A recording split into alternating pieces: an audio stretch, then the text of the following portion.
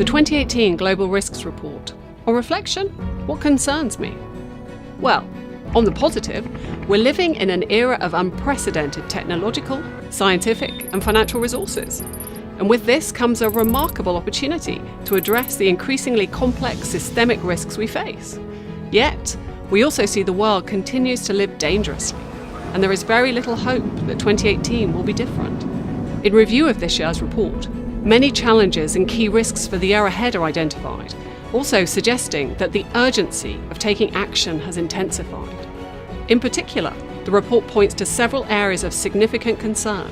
For instance, environmental risks continue to rise.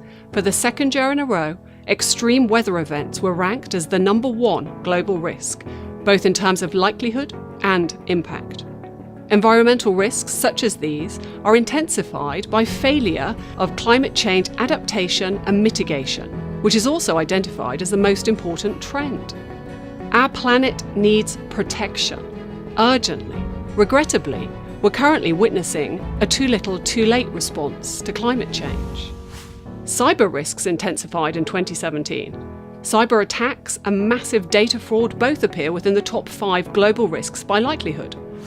Until now, we have avoided a system collapse, but the risks we now face are so structural in nature that without a systemic response, our environment, the global economy, and other critical, important systems may soon face significant challenges.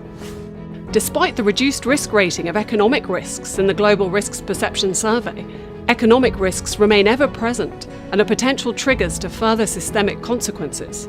For example, the continuing increase of income and wealth disparity, the high levels of personal debt and inadequate savings and pension provisions are all factors that may increase risk in the future.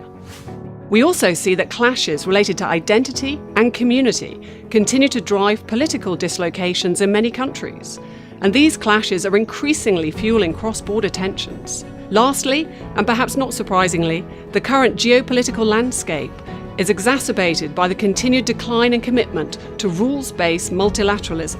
There is also a great level of concern around the worsening of political and economic confrontations and frictions between major powers.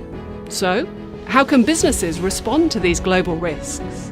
The increased interconnectivity, complexity, and potential impact of global risks are here to stay. In such a context, caring for business and our future means considering everything that could affect it. Companies need to look at those global risks that could have a direct or indirect impact on their business and define a holistic approach to managing those risks. Access our new research on Zurich.com to see the bigger picture on global risks.